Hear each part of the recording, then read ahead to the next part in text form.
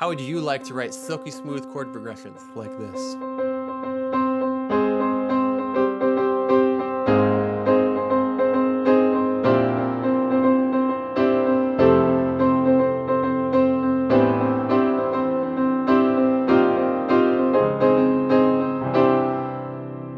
Hey everyone, I'm Josh Ring and I'm here to help you create better music, believe in yourself, and share your gifts with others. And today I want to talk about how do you create silky smooth chord progressions? How do you easily get from one chord to the next so that it's just effortless and it sounds really, really cool and you can create some really interesting sounds. We're going to start with 3 common tones and 2 common tones and 1 common tone in these chord progressions.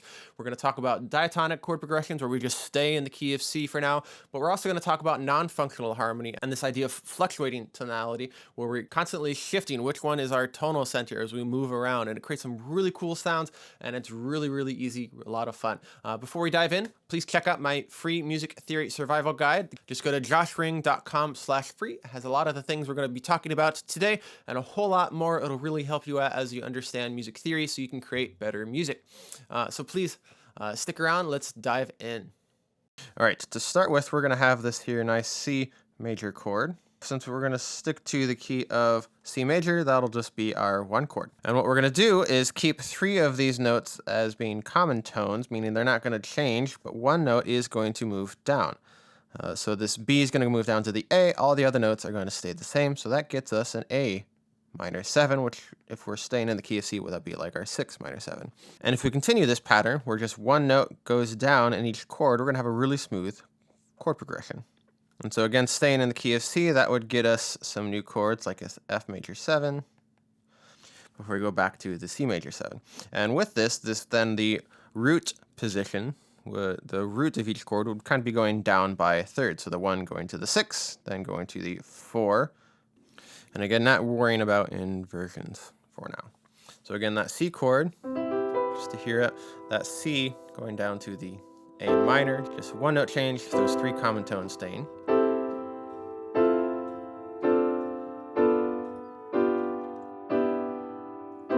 And we could continue on quite a while, right? And if I included a bass and maybe a little movement in the right hand, we would have something like this.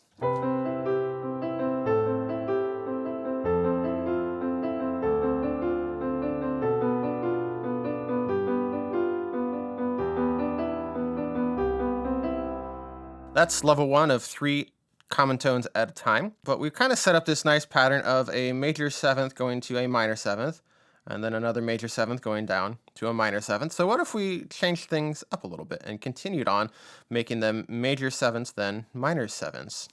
So to do that, I would need to add some flats. So now I have like this B flat major 7. So now we have like a G minor 7. If I added some flats to make this a major 7, that'd be an E flat major 7. To then finally a C minor 7. So I'm continuing on in this pattern of major 7th going to a minor 7th and a major 7th going to a minor 7th. That pattern continues the entire way, and here I just needed a way to kind of get out of it, so I decided to just go back to a C major 7, but you could continue on as long as you'd like, or you don't even have to resolve it at the end. All right, so what might something like this sound like?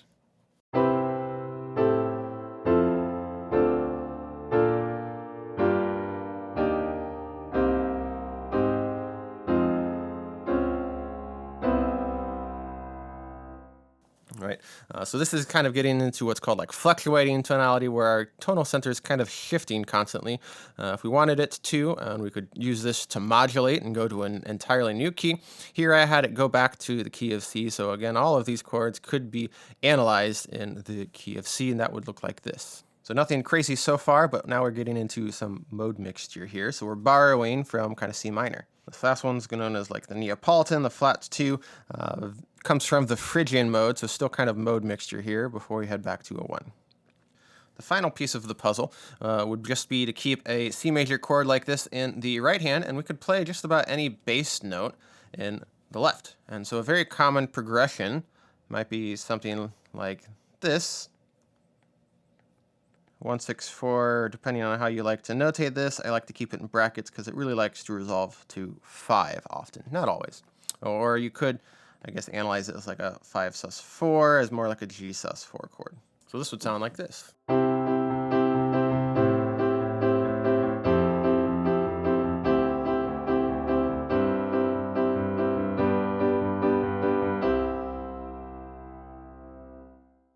right, and with this, that means that we have some kind of spice added to the mix. So really, that's like a minor 7. Sure, that's like a major 9. Now that's like a D minor 11. We already kind of talked G sus4, or a C over G resolving to G before heading back and repeating the pattern over. Before we jump back in with chord progressions with 2 common tones, please do remember to like and subscribe. It really helps me spread the word so I can help as many people as possible.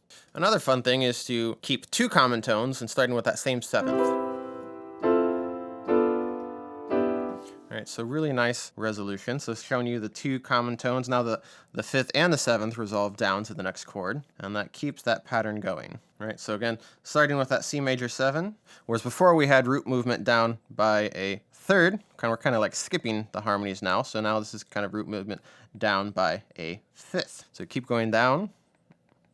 So that might sound something like this.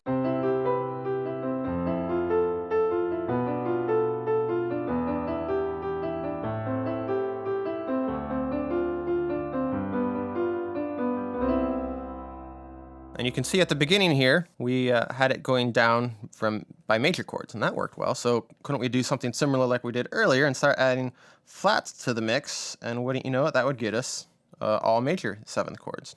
All right, so doing that would get us some kind of progression like this.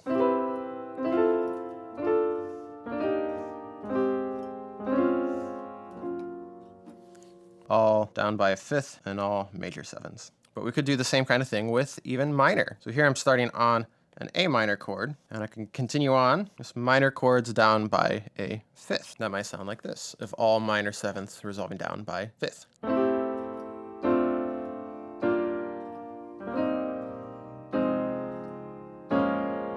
And that continue on as long as you like. Again, working really well with modulations, keeping these 2 common tones. But we could also have 2 common tones with triad. So here I have a C chord, the 5th resolving up, getting us from that C chord to that A minor. And continue on, the 5th of that chord could resolve up, getting us to F, and that pattern could continue on, just 1 note resolving up each time. So now we have root movement down by a 3rd again, with just triads keeping 2 common tones. So that would get us.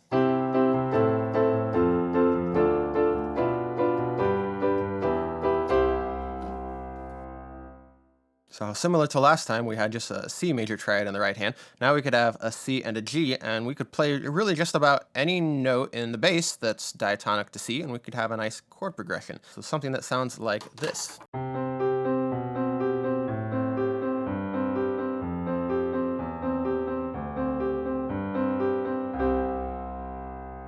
So by doing so, I was just walking the bass down. So just the bass notes walking down by a step in the key of C. So the kind of the overarching triad that would ensue if we kept a C and a G in the top the entire time. It would kind of be like a C chord, a C over B, kind of like an A minor 7 now, maybe C over G we could call it, maybe an F sus2, maybe C over E finally, maybe a D minor 11, and a G sus4 before heading back to C. I kind of did a turnaround down by 5th to resolve it nicely, but otherwise just descending by step. Really common, really nice pop chord progression. So next we have just 1 common tone, and a really very common one is going through the circle of 5ths. So here I have like an A7 going to a D7. All of these are being dominant 7th chords as they resolve exactly around the circle of 5ths. All right, so again, root movement down by a 5th, again being dominant 7ths, just going around the circle of 5ths. That would get us this cool sound.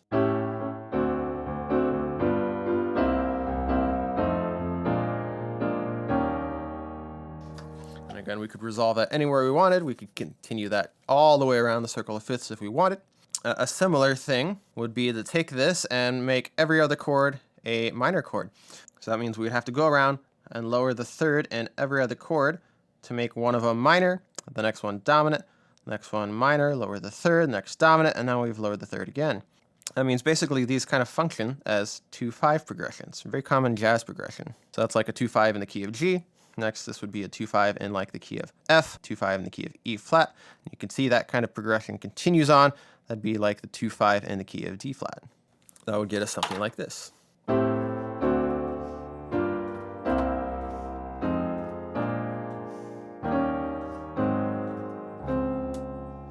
Finally resolving it there at the end, going actually to D flat. We could also keep this one common tone going in triads here. So now we'd have the third and the fifth resolving up each time. So our C chord, again, going to F, right, being our 1 chord going to a 4 chord. And again, now we have root movement again down by fifth. So that would get us something like this.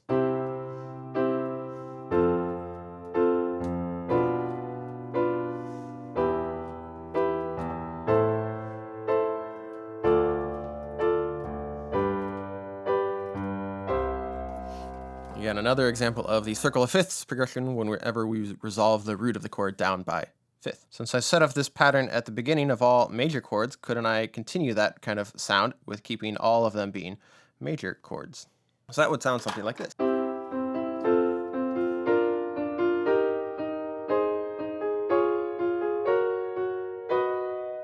We could even take this a step further, and what if we wanted to make them all minor triads? And again, we're getting into a lot of flats here, so again, you could easily think of this as like a C sharp minor. Definitely think of it as F sharp minor and B minor. That's just, nobody wants to deal with double flats there. It sounds something like this.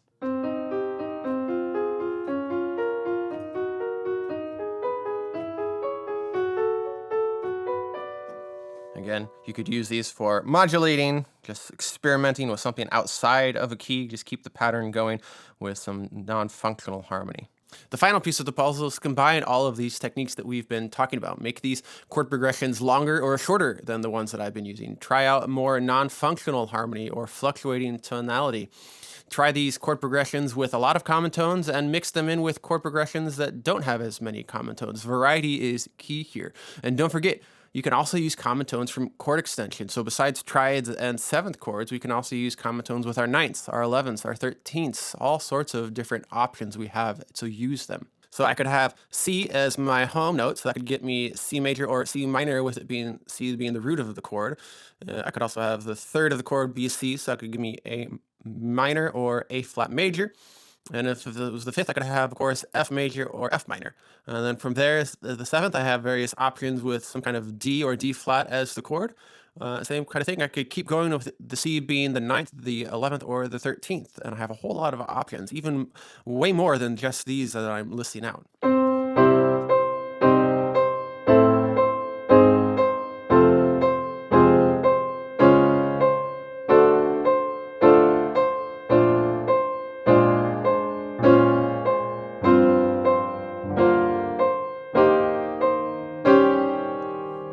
And finally, to put all of these techniques together and to see them all in action in an actual piece of music, here's that excerpt from the beginning of the video with now all of the common tones highlighted between all of the chord progressions.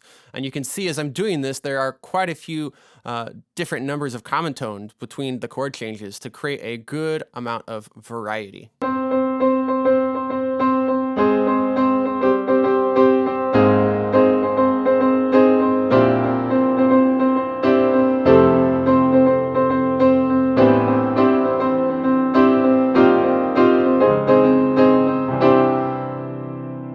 All right, I hope that's been helpful for you.